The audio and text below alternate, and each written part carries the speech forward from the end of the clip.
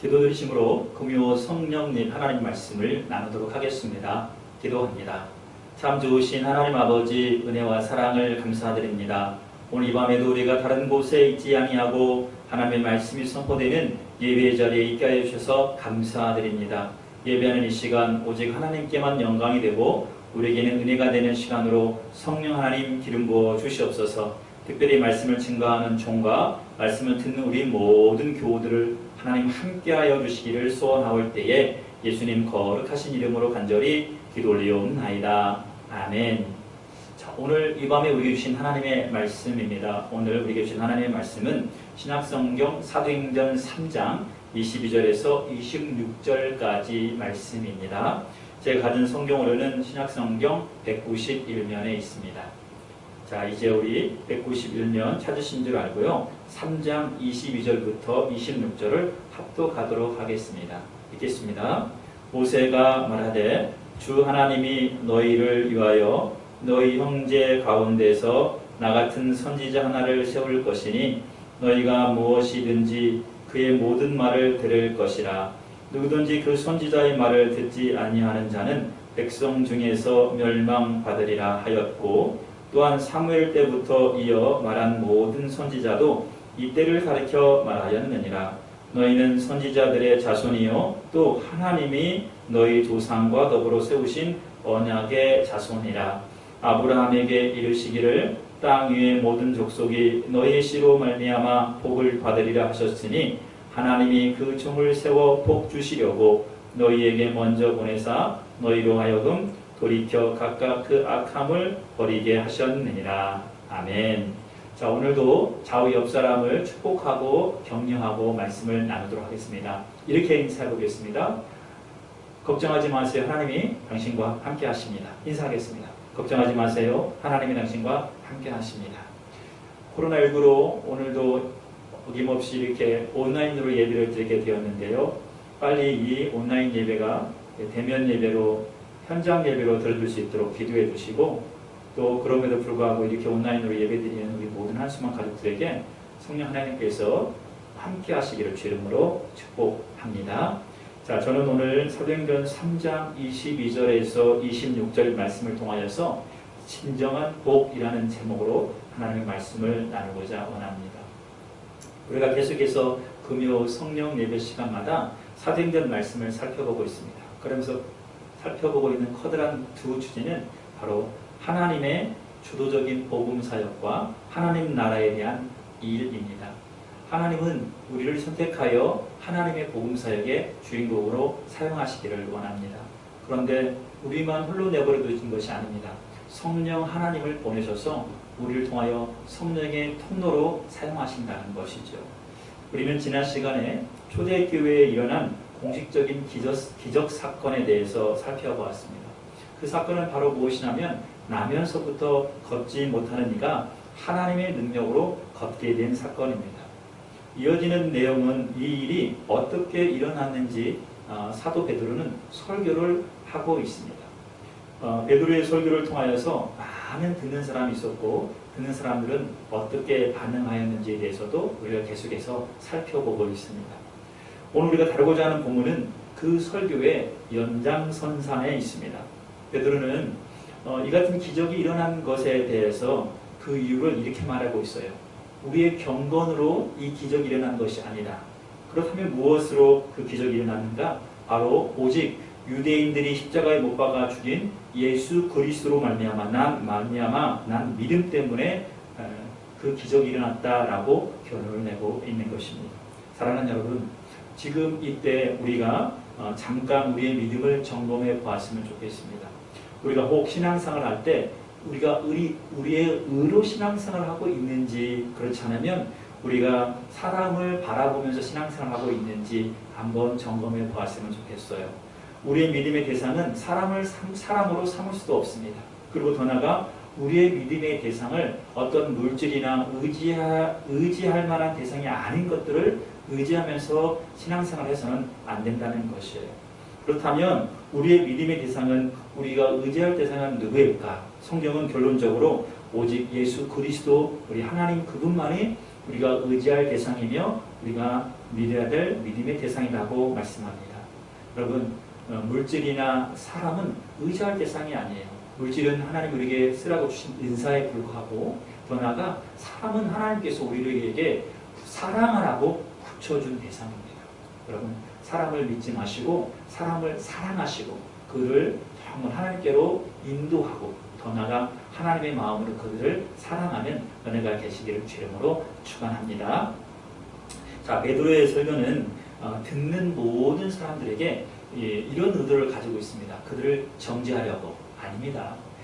베드로의 설교의 목적은 그들을 정죄하려는 목적이 아니라 오직 그들의 영적인 무지를 깨닫게 하여 그들의 잘못된 것을 알려주고자 하는 것입니다. 그리고 더 나아가 바로 이게 베드로의 설교의 목적인데요. 바로 회개로의 초대를 하고 있는 것입니다.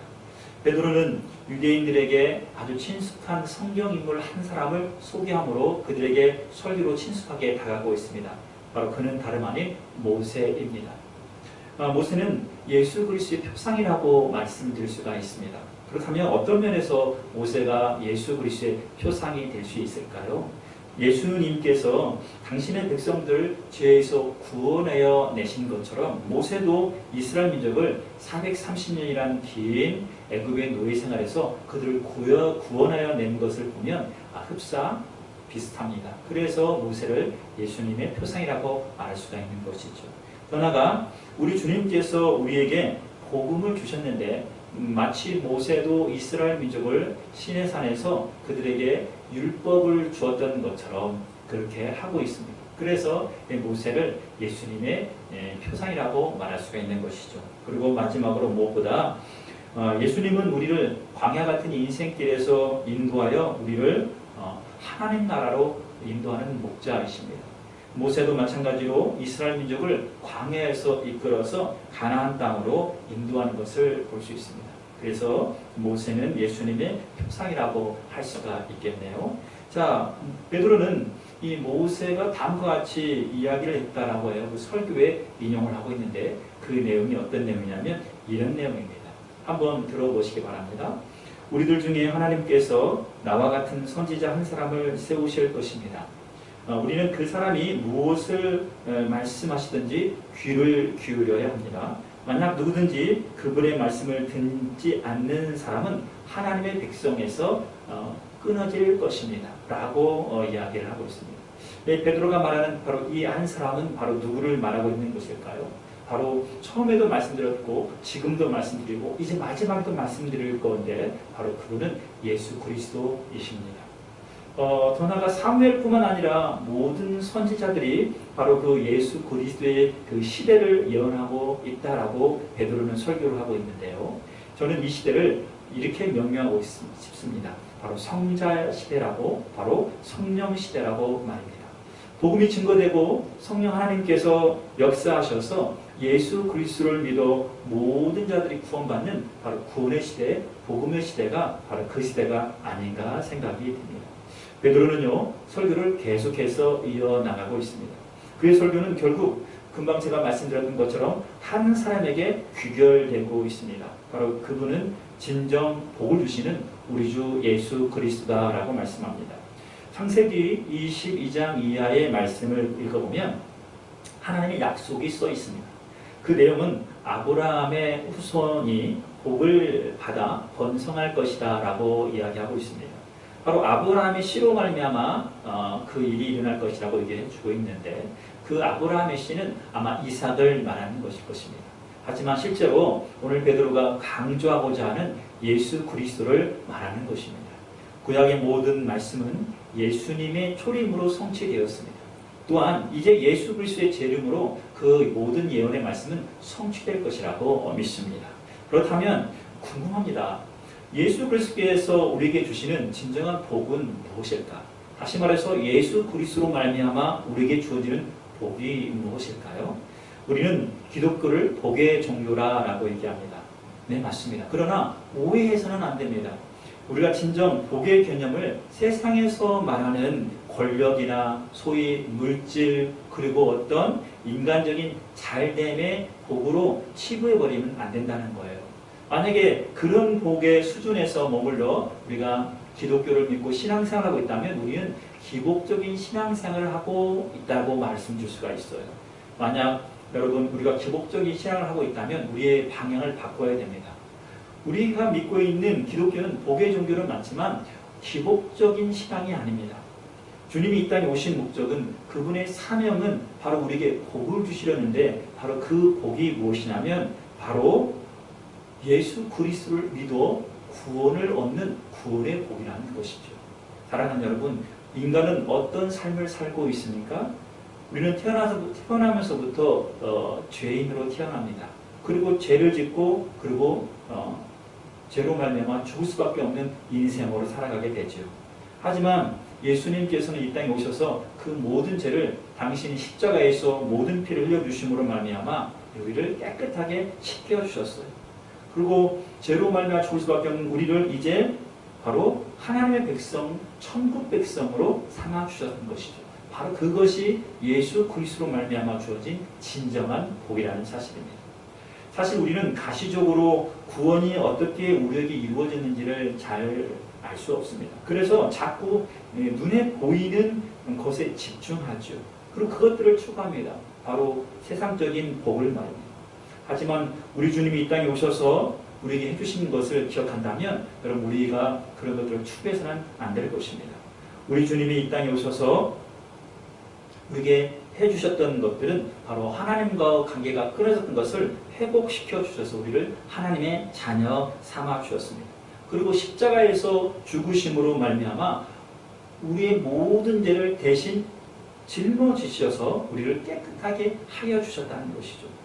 그리고 더 나아가 우리가 악한 길에서 돌이켜 선한 길로 갈 수 있도록 인도하여 주신 것입니다. 이것이 진정한 하나님의 아들 예수님 우리에게 주시는 복이라는 사실입니다. 사랑하는 여러분, 우리는 예수 그리스도를 믿어 진정한 복을 얻은 사람입니다. 물론 경제적으로나 또 육적으로나 풍성하고 건강해지는 복도 복은 복이겠죠. 하지만 우리가 진정한 복으로 생각한다는 복은 죽을 수밖에 없는 인생이 구원을 얻어 천국 백성 되는 것이야말로 진정한 복 중의 복인 것입니다. 저는 말씀을 마치면서 우리 한수만 가족들에게 이렇게 도전하고 싶습니다. 사랑하는 여러분, 예수 없는 모든 것들이 우리에게 낙이 될 수는 없습니다. 예수님과 관계가 없는 것이 아무리 그것이 즐겁고 좋을지라도 우리에게는 소용이 없는 것이죠. 왜냐하면 하나님께서 우리에게 진정 주신 복은 구원의 복인데 그 구원의 복은 그 예수님 그 자체로부터 시작되기 때문이에요. 그래서 저는 이렇게 말씀드리고 싶어요. 우리에게 진정한 복은 예수님 그분 자신이다 라고 말씀해요. 사랑하는 여러분, 말씀을 마치겠습니다.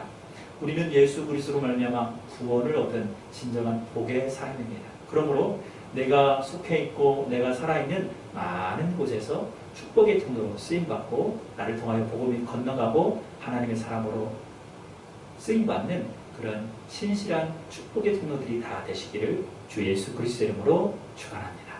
기도하겠습니다. 참 좋으신 하나님 아버지, 은혜와 사랑을 감사드립니다. 오늘도 금요 성령 예배 가운데 우리를 불러주시고 말씀을 듣고 읽게 하여 주셔서 감사합니다. 우리가 축복의 통로라는 사실을 오늘도 깨달았사오니 나를 통하여서 하나님의 은혜와 복이 흘러가도록 우리를 사용하여 주시옵소서. 진정한 복은 물질이나 건강이 아니라 예수 그리스도 그분 자체가 복이며 또한 예수 그리스도를 믿어 구원 얻는 것이 복인 줄 믿습니다. 오늘도 함께 하신 주님을 찬양하옵고 예수님 거룩하신 이름으로 간절히 기도 올리옵나이다. 아멘. 사랑합니다.